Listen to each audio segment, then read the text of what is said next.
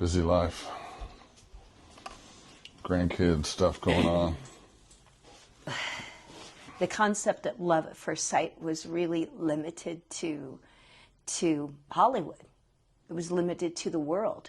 And of course, with the 60s and 70s and drugs, sex, and rock and roll, your concept of intimacy was so warped. It was so destroyed by virtually sex, drugs, and rock and roll. Nothing against rock and roll. But honestly, I think my concept of intimacy had changed. It was like it did not completely form for me what intimacy was until I was in my mid-60s. So love at first sight is such a great possibility. And, science tells us only 38% of the population even believes in love at first sight. But love at first sight is so possible. And even when you've loved before, you can actually love again. Love at first sight. I think the key to love at first sight, I don't know if there's a key. I believe that when I saw you, I loved you immediately through and through. I think that love at first sight has to be both people are in love at first sight.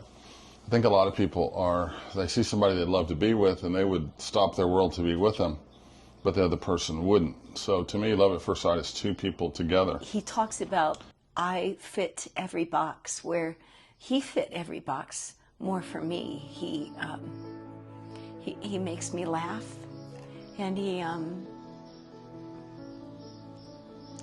loves me so much I can't even.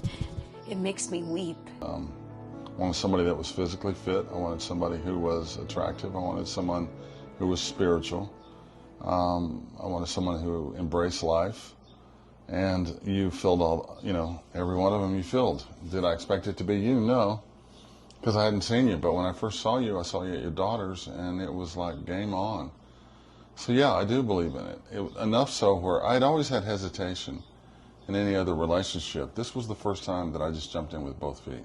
The best way I can explain meeting Brad is I was 65 years old and I had worked all day long in a Pilates studio. I was pretty tired. And my daughter had told me about this church that she had visited, and she actually had talked about the fact that she wanted to change her life. And I was so excited about that. And so here I was going into her house and didn't think twice. I had my spandex on. I had my army boots on, sweaty, probably a little stinky if you came close enough. And the cool part is that I went through her living room, went through her dining room, and up from the basement stairs came a moving bookshelf. And behind that moving bookshelf was Brad. I couldn't see his face right away, but I could see that it was someone. And so he came up as I was going down, so I kind of helped him with the bookshelf. And I actually took the bookshelf, we laid it down, and that's when we saw one another. We both stood up and looked into one another's eyes, and it was like Explosion City. I had never experienced that before. I'd never experienced kind of like that concept of love at first sight. My mouth watered. I was like way tingly. I didn't get that at all. I didn't think those things really occurred.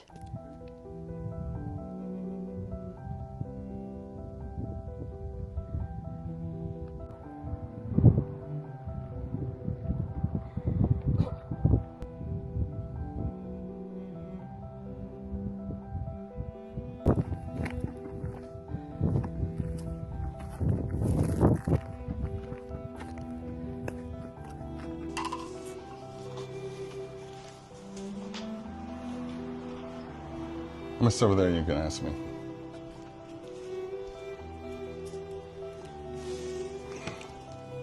I wanted somebody who loved God. I wanted someone who was physically fit.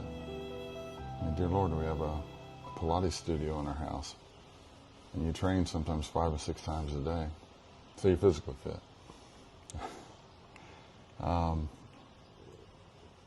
You know, I wanted someone who was beautiful, which you are. I wanted someone who was smart, which you are. I mean, you've raised professional children, doctors, lawyers, business owners.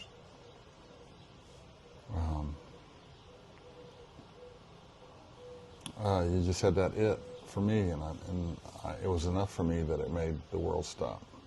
It's about making one another laugh. When people, they kind of forget that part. They forget when the infatuation wears off that you have this great level of love. I mean, I look at our lives right now. We spend about 85% of our day with one another. And does he have flaws? Oh, yeah. Like carrot juice, he can get it all over his body. I just think there's great hope for people who would never believe that there's somebody out there for them. Nothing wrong with anyone else that I was ever with. It's just that I wasn't ready. And this time, I think I had finally got to a position to where I was ready to move forward. You have to quit identifying who you think you are at times and just let go. I better understand intimacy. It's not all about sex. One thing that I don't tell people very frequently is when I met Brad, and my mouth watered so much and I couldn't even understand it. I had asked God for nearly 50 years. I would love a godly man. And when I got on my little Subaru, driving away from after our first meeting, God said, there he is. That's huge. So I know that what I'm doing right now is just learning all about love again, all over again, at 68. And so, you know, we've been together 2.5 years, and it seems like it's been all my life. And I guess the best thing I did to better understand intimacy, to better understand how to love again, was just completely, totally turn it over to God. It made my heart skip a beat.